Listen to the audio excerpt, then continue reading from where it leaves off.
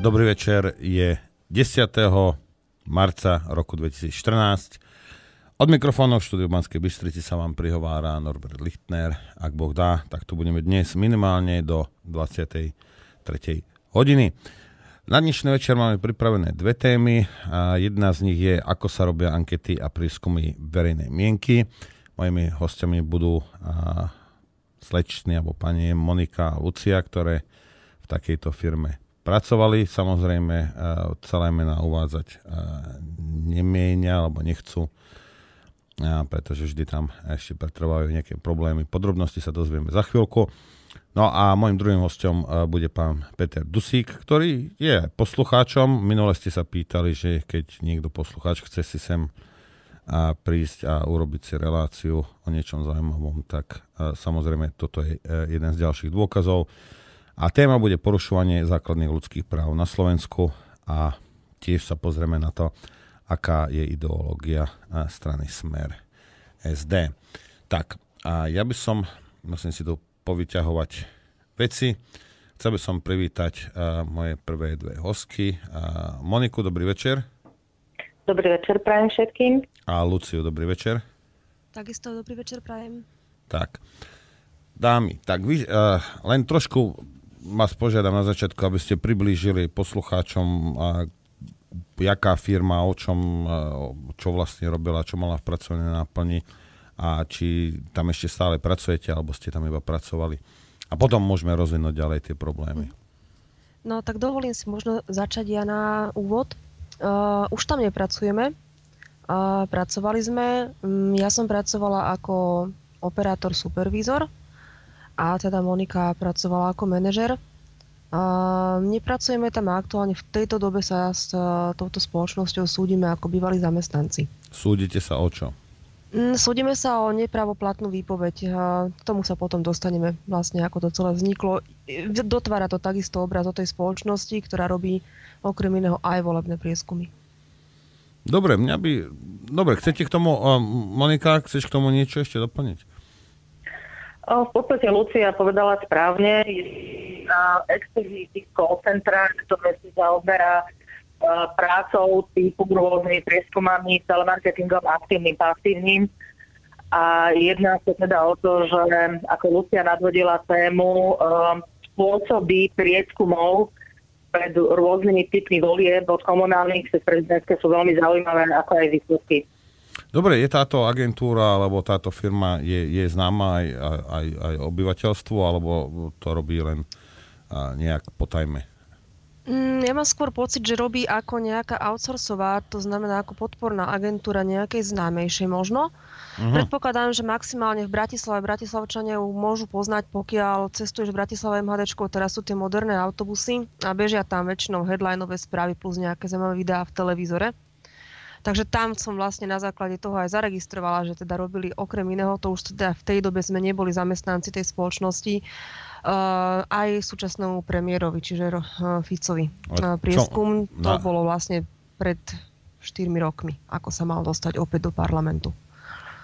A vlastne pred tými predčasnými, ktoré spadli po gorile. Dobre, takže v takejto firme ste pracovali, jedna bola manažérka, druhá bola supervisor, v poriadku. Predpokladám, že viete celkom podrobne a intímne, aké sú tam praktiky. Hej.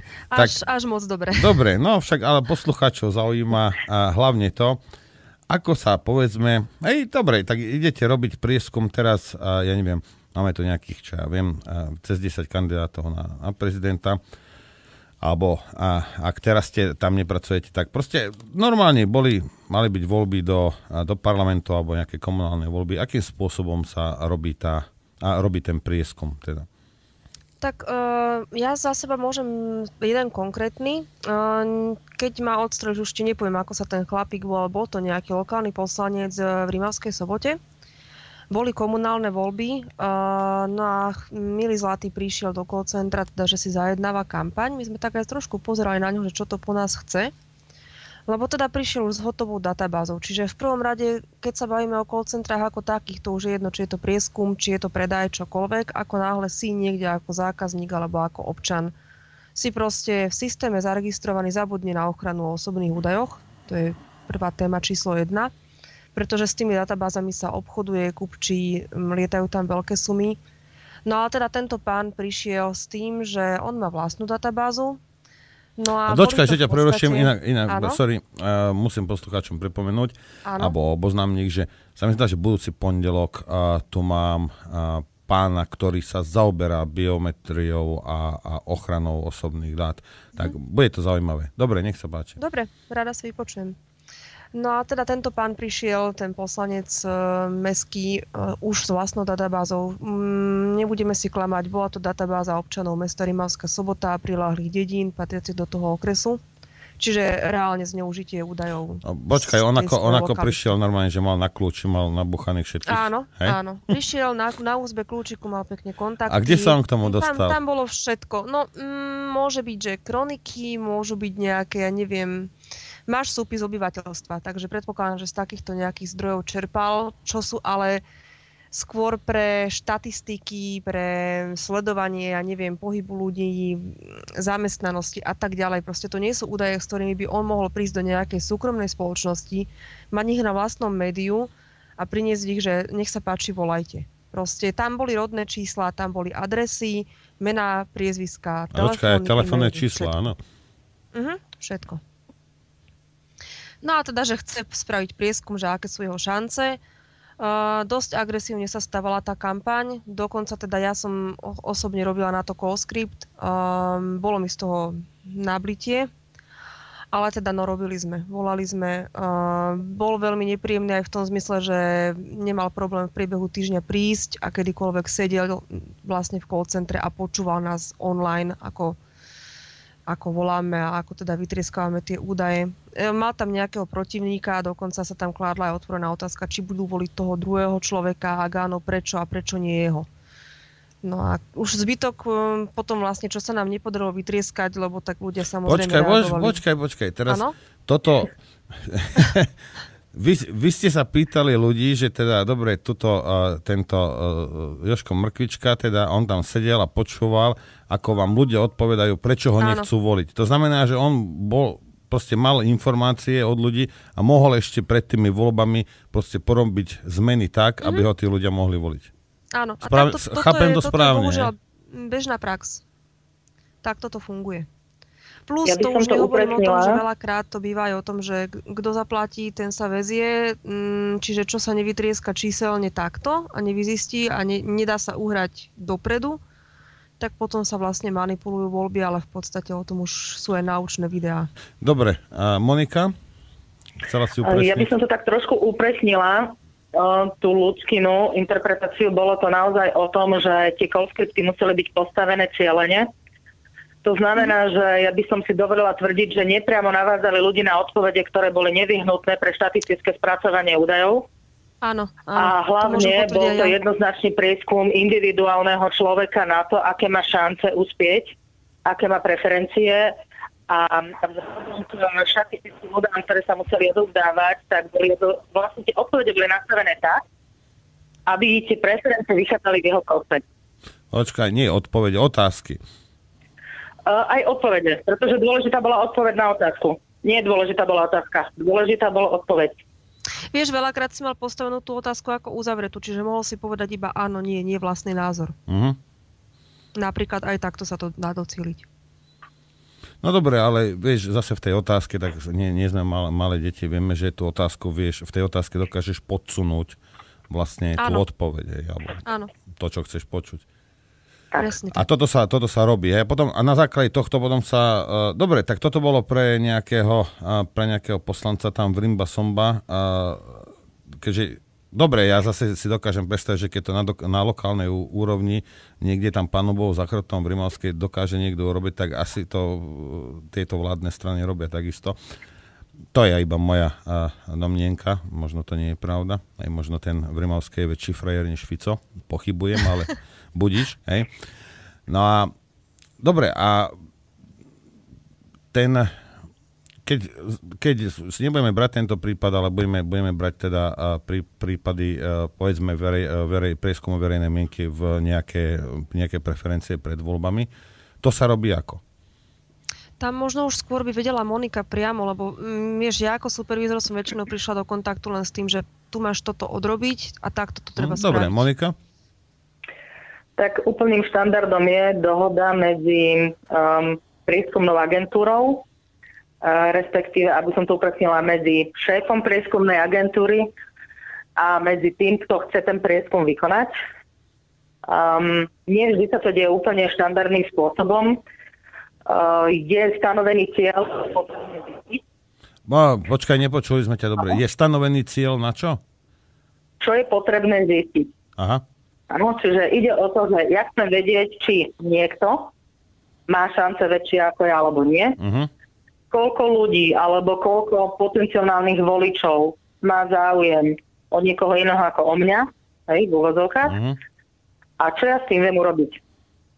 To sú také najdôležitejšie veci pri týchto prieskumoch. Nehovorím, že je to tak všade, ale v drvivej väčšine, čo sa týka bežných outsourcovaných call center, ktoré sa zaoberajú aj takýmito vecami, tak to naozaj beží na nie úplne na profesionálnej úrovni. Dobre, koľko na jednu takúto zákazku, koľko respondentov oslovíte? V priemere podľa toho, aký región ide. Ak je región, kde je viac ako 500 ľudí, tak všetky dostupné kontakty, ku ktorým sa dajú priradiť.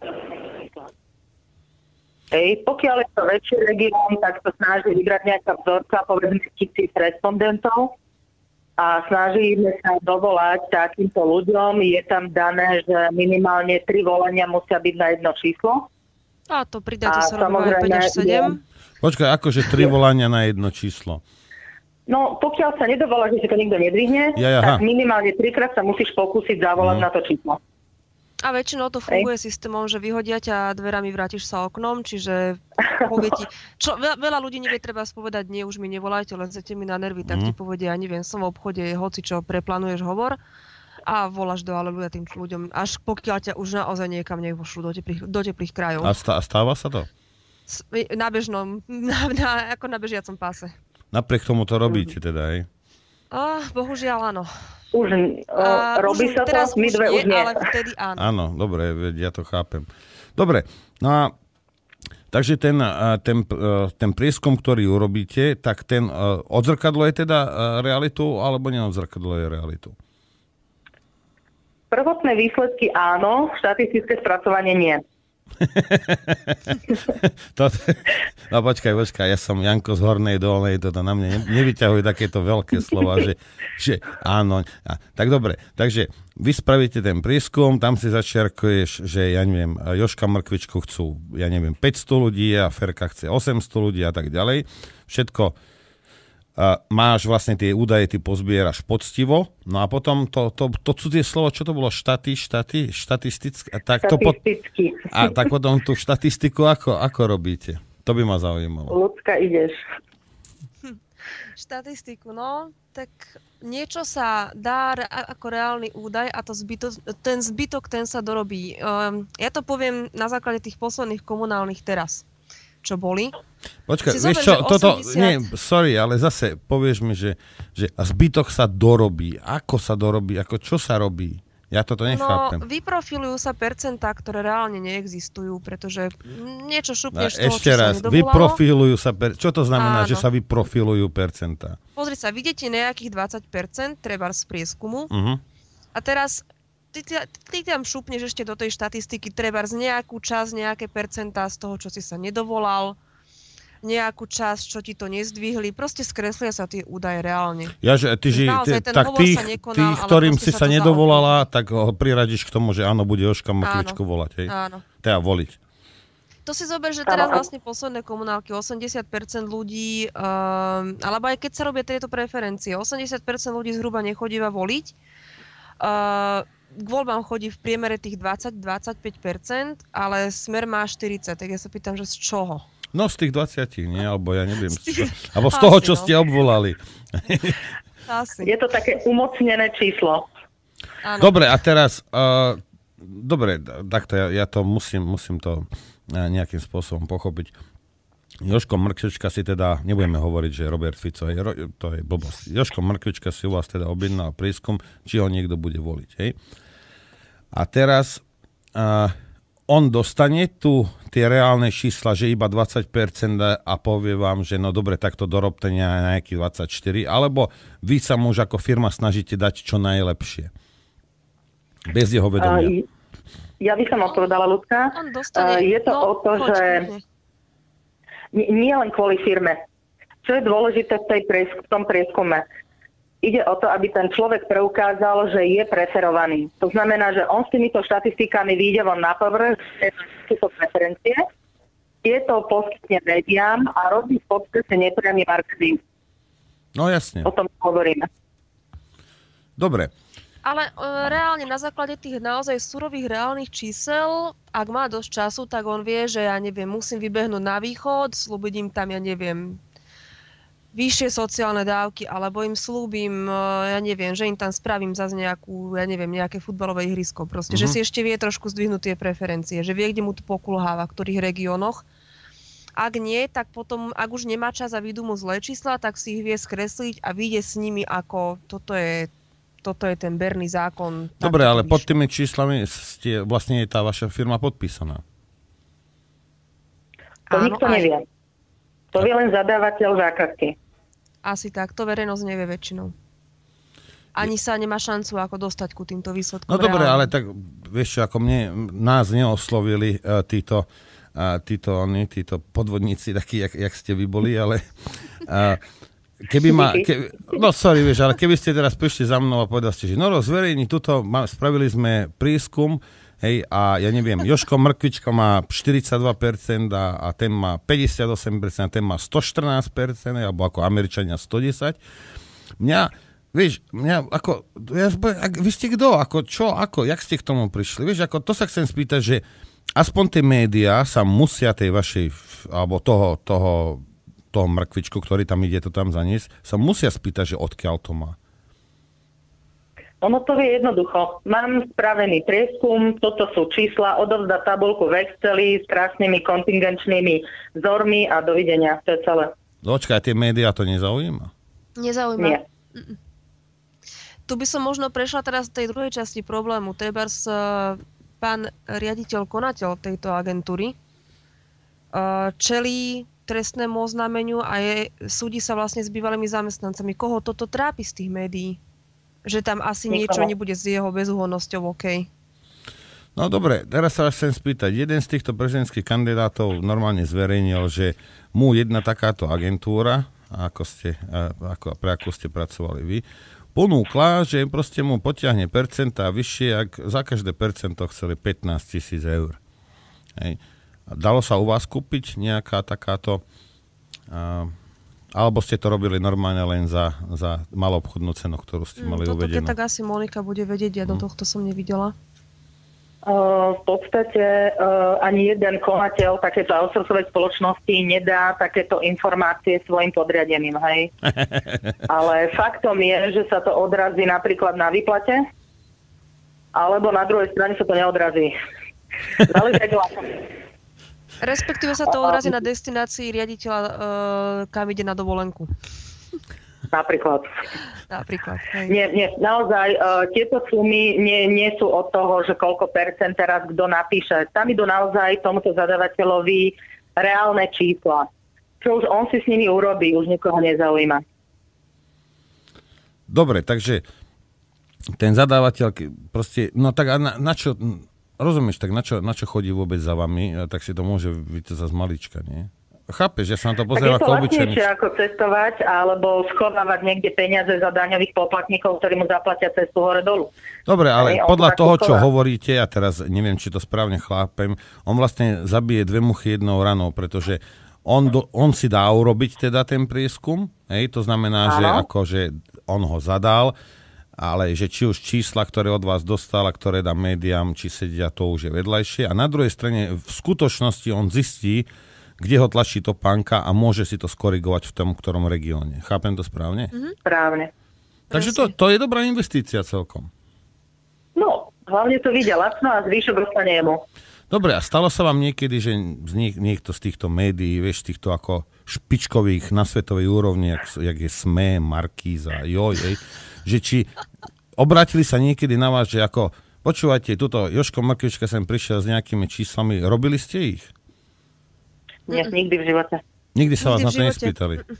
A to sme asi, myslím, oni obidve prešli dosť veľa call centier a teda nie je treba volebné prieskumy, ale čo sú, ja neviem, životná úroveň, spokojnosť, blá, blá, platy. Také tie klasické ankety, čo bývajú, v živote sa nikto nezaujímal. Nikoho to nezaujímalo teda. Dokonca ani štatistický úrad, ktorý by mal z nejakých takýchto prieskumov vychádzať alebo zbierať tieto dáta, tak on má nejaké a odkiaľ je počítavanie obyvateľstva za čas, ale neviem, kto to odovzdáva čísla, pretože robili sme aj prieskum týkajúci sa v podstate sociálnej úrovne obyvateľstva a nikoho to nezaujímalo, aká je pravda. Mám tu pár... K tomu ja by som ešte doplnila. To bolo teraz nedávno ten prieskum o tej sociálnej spokojnosti obyvateľstva. A treba, ja som vymakla, bývam na ubytovni. Vymakla som, ako sa sem dobíjali práve z toho úradu na prieskum a ako zo štatistického a ako nedalo sa im vysvetliť. Proste oni boli vlezlé tie baby, jednoducho sa chceli tam dovnútra dostať, ale tak tuto nemáte klasické bytové jednotky a domácnosti, že čo tu chcete zistiť? Ako, ne, vyhodíš oknom, vrátia sa dverami naopak.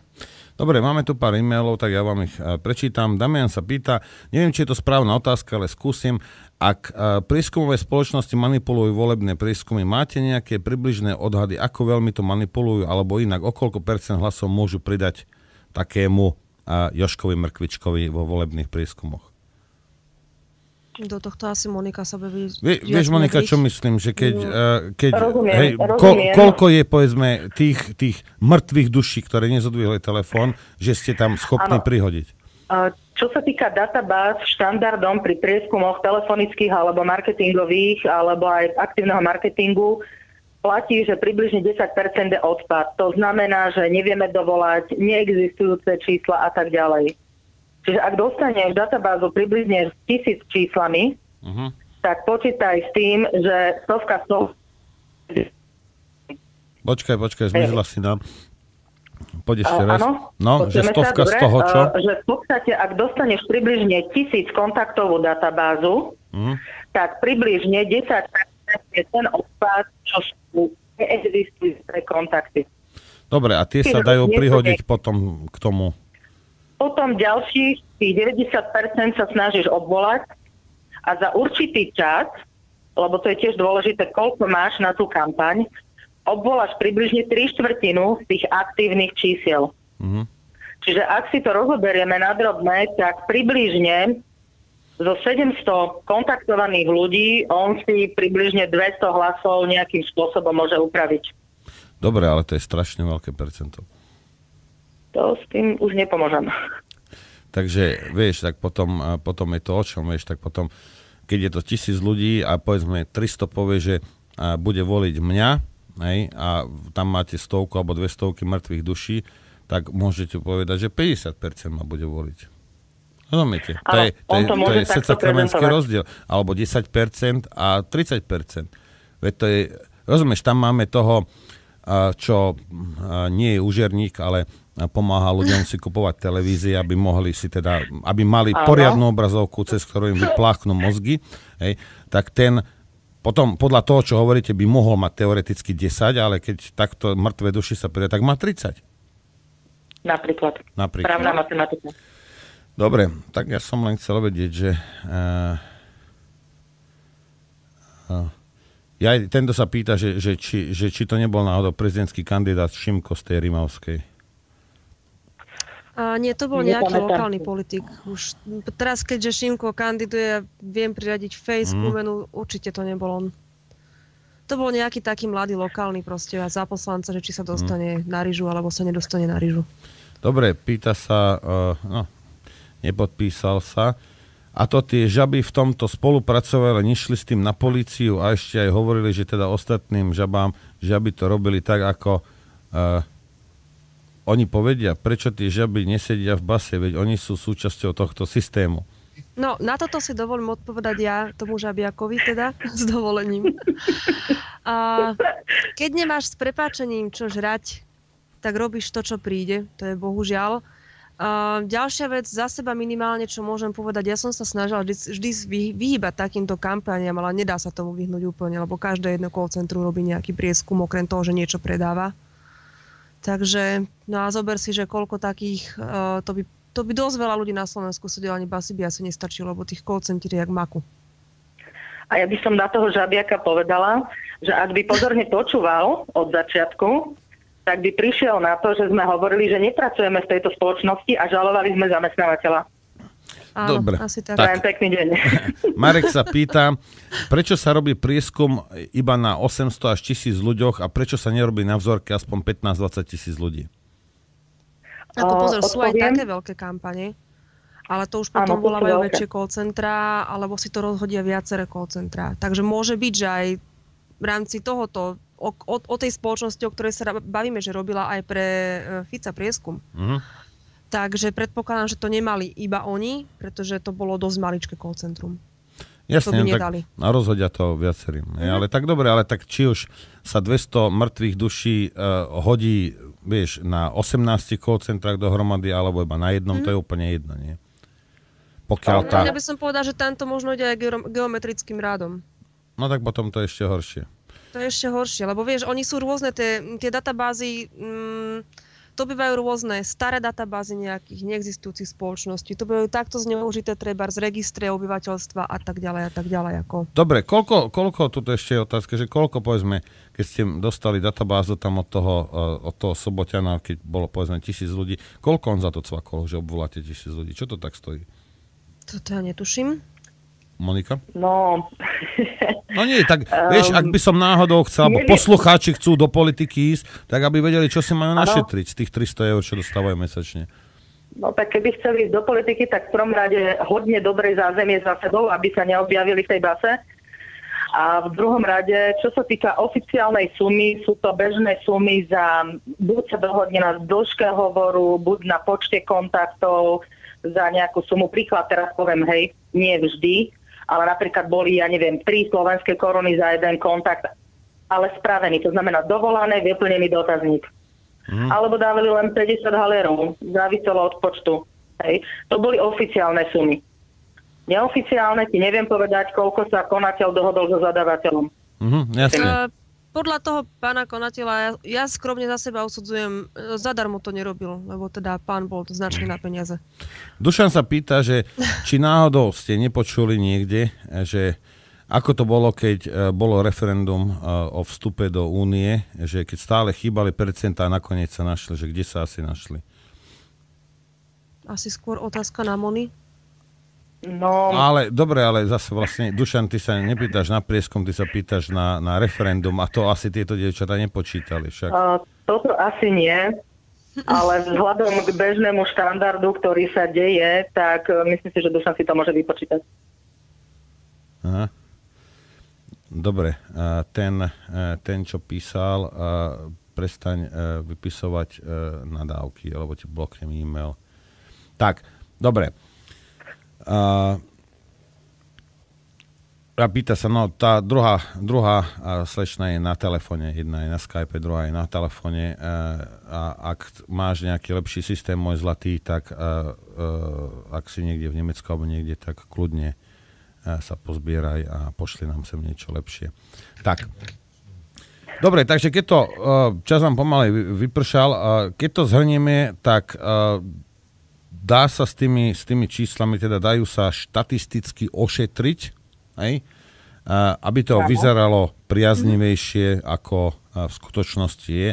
A bavíme sa teda tak, že 10 až 20% proste rádovo to lieta hore-dole podľa toho, kto čo chce. Proste ten priestor tam je na to. Jednoznačne.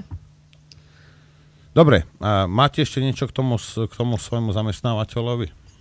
Neviem, Moni, možno ty by si mohla teoreticky skúsiť vysvetliť tú situáciu, v akej sa nachádzame aktuálne aj teraz. Hlavne teda kvôli tomu, že bola tam aj narážka, že prečo sme robili, čo sme robili a ako sme hlavne dopadli.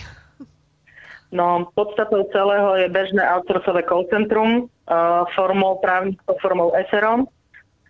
Jeden konateľ, ktorý v obchodnom registri má ešte ďalších asi 6 alebo 7 firiem, ktoré vzhľadom k tvojej činnosti Jednoznačne bavíme sa o praní peňazí.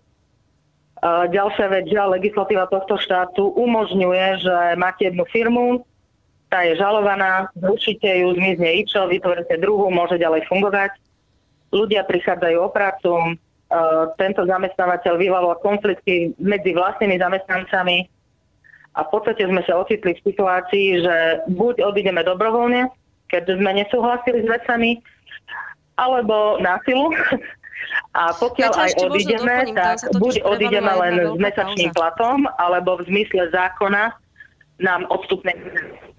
Takže z toho dôvodu je to zamestnávateľ žalovaný a súd sa ťahá už 3 roky, pretože ani súdkyňa ju nezaujíma, ani rozhodnutie krajského súdu, ju nezaujíma nič. Je stále prekladaný každých pol roka termín pojednávania. Čas sa ťahá a tento pán v pohode funguje v ďalšom call centre s iným názvom, s iným IČom v Bratislave. A pokiaľ som si všimla na portáli, ktorý ponúka prácu, tak je tam neskutočná fluktuácia, čo samo o sebe niečo hovorí. Dobre. Ešte máme tu nejakú otázku od Kataríny. Dobrý večer, neviem, či ste to spomínali, ale mňa len zaujímavé, odkiaľ majú tie agentúry telefónne čísla na ľudí, odkiaľ vedia, z akého kraja sú a čo ochrana osobných údajov. No, k tomu tieto databázy dodávajú tí zadavatelia. Sú to verejné registre, sú to súkromné registre, sú to databázy rôznych poisťovní, bank, sú to, dovolím si tvrdiť, registre obyvateľstva, pokiaľ sa jedná o takéto politické alebo spoločenské prieskumy. Veselo sa s tým obchoduje, čiže zabudnite na akúkoľvek ochranu o osobných údajoch. V momente, ako ste v niečom ako zákazník, klient, čokoľvek a udávate tam nejaký svoj údaj, tak už ste prekupiteľný, predateľný, zavolateľný, zastihnuteľný. Dobre, poslucháč to ešte píše, že Michal nám píše, zverejnenie dobrých výsledkov prieskumu má psychologický vplyv na veľkú časť populácie, ktorá si nedokáže vytvoriť vlastný názor, respektíve nájsť si svojho kandidáta a prikláňajú sa k tým silným. Ak mu povedia, že XY má silnú pozíciu, má tendenciu sa pri voľbe prikloniť na jeho stranu, pretože je silný. Preto si ich nechávajú robiť tieto pozitívne prieskumy. Správne. Tak. Dobre, dámy, ďakujem vám veľmi pekne a potom nás informujte ešte, že čo, ako sa to vyvíja s tým vašim súdnym sporom. Ďakujeme aj my. Ďakujem. Majte sa krásne. Ďakujem. A my si dáme krátku pesničku a po nej sa vrátime už s hosťom v štúdiu.